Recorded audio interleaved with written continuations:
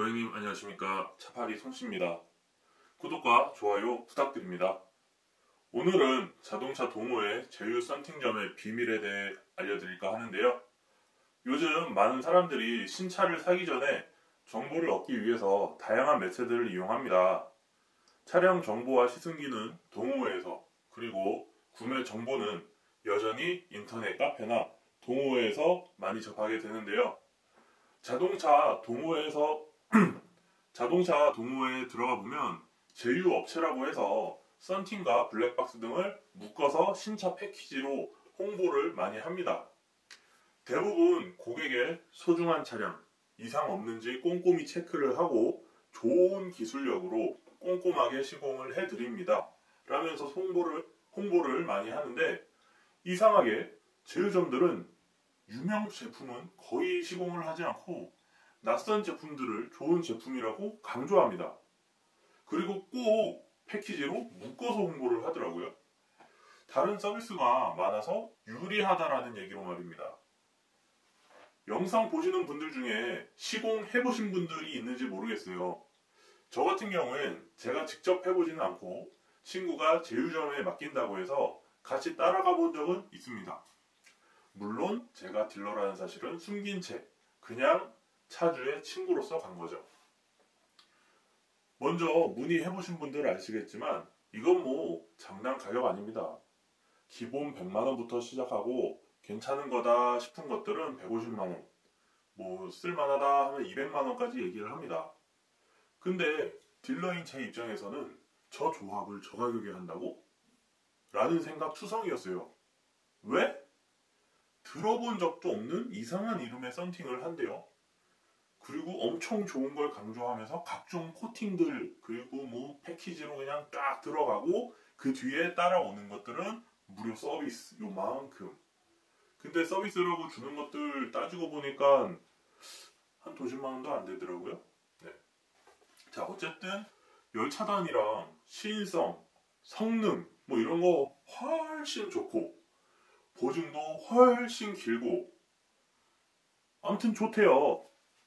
뭐 유명한 그 브랜드 있죠. L 브랜드 가격에 뭐 반밖에 안 한다면서 같은 가격이면 이 제품이 훨씬 더 좋다 이런 식으로 얘기를 하더라고요. 이건 뭐 제가 느끼기엔 이랬어요.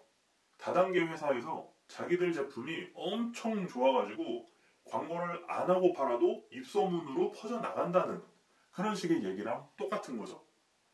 근데 제가 봤을 때는 그 필름들은 필름 공장에서 로고만 찍어다가 브랜드 새로 만들고 그 브랜드 홈페이지 만들고 그러고 나서 홍보하는 그런 필름들로밖에 안 보였어요. 왜? 정보가 없고 기술도 없고 아무것도 없이 그냥 좋다 스페셜하다 이런 얘기들밖에 없으니까요. 하지만 실상은 필름 공장에서 그냥 납품받은 필름일 뿐인 거예요. 어쨌든 제휴 썬팅점들이 듣보잡 썬팅을 시공하는 이유가 사실 따로 있는데 그 이유는 두 가지예요. 첫 번째, 최대의 마진과 적은 투자 비용. 소비자가는 엄청 높게 책정을 해놨어요. 근데 실제 납품가는 메이저 브랜드 제품보다 훨씬 낮은 제품이라 생각하면 돼요.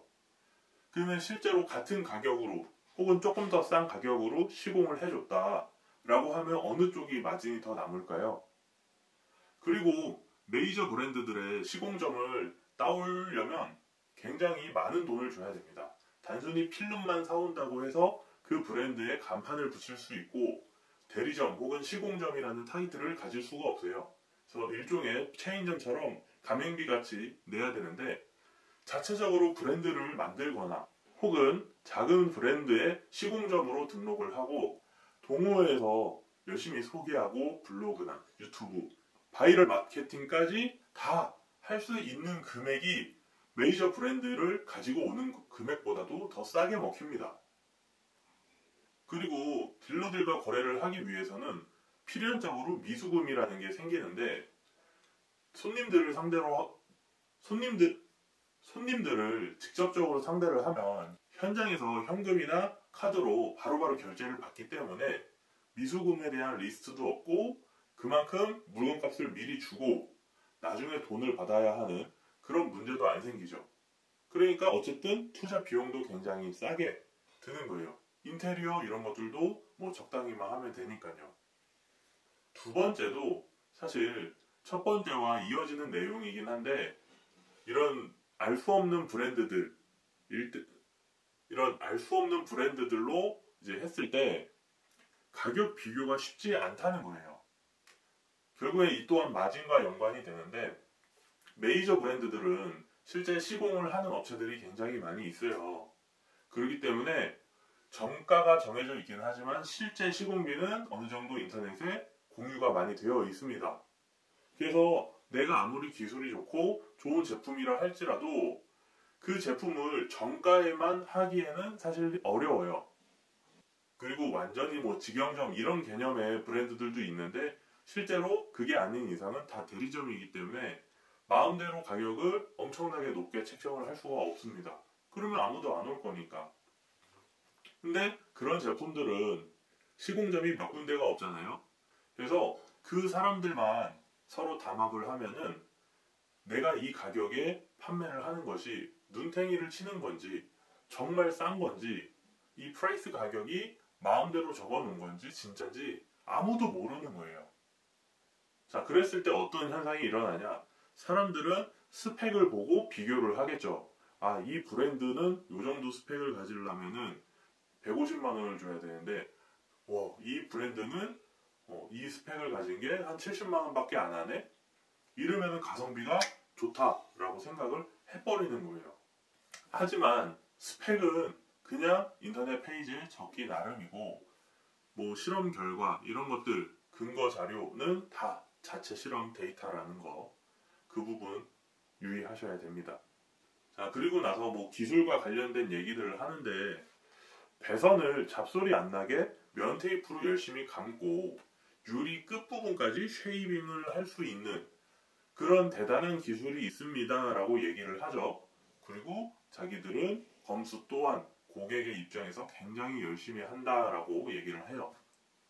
정말 대단한 기술인 것 같지만 사실 거의 대부분의 용품점에서 작업을 이미 그렇게 하고 있습니다. 딜러들은 돈도 중요하게 생각하지만 출고 이후에 차도 아닌 서비스 나갔던 썬팅 블랙박스 등으로 연락받는 거 진짜 싫어해요. 그렇기 때문에 뭔가 작업을 했는데 자꾸 트러블이 생긴다. 그러면 그런 기술 없는 샵이랑 거래를 안 해요. 그리고 사실 딜러랑 거래하는 샵은 아무리 기술이 없더라도 작업하는 대수 자체가 굉장히 많기 때문에 없던 기술도 생길 수밖에 없어요. 근데 또 진료샵들은 이렇게 얘기를 하죠. 본인들은 기술이 좋기 때문에 딜러랑 싸구려 거래는 하지 않습니다. 잘 생각해 보세요. 딜러가 용품점에 가서 혹시 제가 여기서 썬팅을 할 수 있을까요? 저를 좀 받아주시겠어요? 이렇게 얘기를 할까요? 아니면 용품점에서 딜러 혹은 지점에 가서 어디 용품점입니다. 저희랑 거래하시죠. 한번 오세요. 이런 식으로 영업을 할까요? 누가 돈을 쓰고 누가 돈을 받는 입장일까요? 당연히 딜러가 돈을 쓰고 용품점이 돈을 받는 입장인데, 딜러가 돈을 쓰러 가는데 제발 저도 작업할 수 있게 해주세요. 그렇게 안 해요. 네? 그 사람들은 그냥 눈탱이를 치기 위해서 그렇게 포장을 하는 것 뿐입니다. 그리고 기술 얘기가 나왔으니까 얘기를 하는데, 참 아이러니하게도 화려한 경력과 노하우를 자랑한다고 하는데 다들 굉장히 젊어요. 30대 중반 정도밖에 안 돼 보이고 많아야 한 40 정도 됐는데, 그 사람들 항상 그렇게 얘기합니다. 제가 썬팅 15년 했어요. 썬팅 20년 했습니다. 이렇게 얘기를 해요. 아니 30대 중반이면 20살부터 썬팅을 해도 15년인데 그러면 군대도 안 갔거나 군대에서도 썬팅을 했고 대학도 안 갔거나 대학교 다니면서도 썬팅을 했다라는 얘기인가요? 아니 대체 몇 살 때부터 썬팅을 한 건가요? 이 정도면 거의 북한의 김정은이에요. 북한을 보면 김정은이 3살 때부터 사격을 했다고 홍보를 하더라고. 그리고 딜러와 거래를 안 하는 이유 중에 또 하나, 이제 돈 좀 벌어들인 용품점들은 또 이러기도 해요. 과거엔 딜러하고 거래를 했어요. 근데 이제 더 이상 딜러 가격에 하기가 싫은 거예요. 왜? 예를 들어서 원가가 60만 원짜리인 작업을 했어요. 근데 딜러한테 돈을 받을 때는 80만 원밖에 못 받아요. 그러면 내 인건비가 20만 원밖에 안 되는데 손님들 상대로 직접 영업을 하니까 최소 100만 원씩 받을 수 있는 거예요. 그러면 내 인건비는 2배잖아요. 40만 원이에요, 무려. 그러면 결론은 뭐다? 덜 일하고 많이 버는 거다. 다들 아마 새해 소망 얘기했을 거예요. 아마 이렇게 빈 사람들도 있지 않아요? 적게 일하고 많이 벌자. 그 썬팅점 사람들은 그걸 실천을 하고 있는 겁니다. 물론 그래도 신차 검수 정말 꼼꼼하게 해요. 네, 그거 인정합니다. 근데 그렇게 해야 돈을 버는 거잖아요. 그것마저 제대로 안 해봐. 그러면은 뭐가 특색이 있어가지고 거기서 작업을 하겠다고 하겠어. 정말 웃긴 거 얘기해 드릴게요. 용품점도 모르고 여러분들도 모르는 거예요. 트집을 잡죠. 어쨌든 정말 별거 아닌 거 뭐 아주 실기스, 수월마크, 광택기 민 흔적 이런 거 뭐 아주 미세한 단차 이런 것까지 차에 문제가 없는데 문제가 있는 것처럼 막 옆에서 얘기를 하죠. 그래놓고 결론은 뭐예요? 대부분 다 이만큼은 있고 대부분 요거는 그냥 인수하는 조건으로 딜러한테 더 서비스를 받든지 뭐 적당히 받으시라 그냥 이러고 말아요. 이 사람들아, 신차 검수를 위탁했으면 당신들이 책임을 지는 거야. 문제가 있으면 차를 돌려보내고 솔직히 문제가 아닌 거리를 문제라고 얘기하지도 말고 정말 문제가 있으면 아무 문제 없다고 차를 갖고 온 탁송기사한테 얘기를 해야지. 왜 가만히 있던 딜러한테 뭘 더 요구하라고 그러나? 차가 왔으면 당신들이 사인을 했을 거 아니야. 사인을 안 했으면 돌려보내. 그리고 당신들이 사인을 했어? 그러면 당신들이 사인을 했으니까 당신이 책임져야지. 당신이 못 보고 사인한 거 아니야. 그걸 왜 딜러한테 책임지라고 그러는 거니? 아주 웃긴 것들이야. 검수는 니들이 했지만 책임은 딜러가 져라. 딜러가 차를 만들었니? 딜러가 그 차를 갖고 오라고 했니? 회사에서 주는 거 그냥 갖고 온 거야. 딜러는 가만히 있다가 맞는 거라고. 누구 때문에? 니들 때문에. 딜러는 그 차 다시 돌려보내고 새 차 받는다고 해서 페널티나 문제되는 게 아무것도 없어. 근데 니들이 그렇게 얘기를 해놓고서는 하니까 우리가 스트레스를 받는 거야. 이 양아치 새끼들아.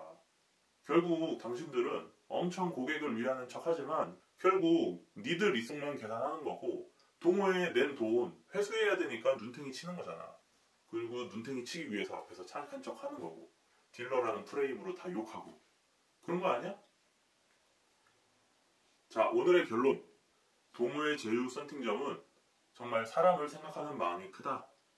단 그 생각은 고객과 딜러를 어떻게 이간질시켜서 어떻게 눈탱이를 칠까라는 생각뿐일 뿐.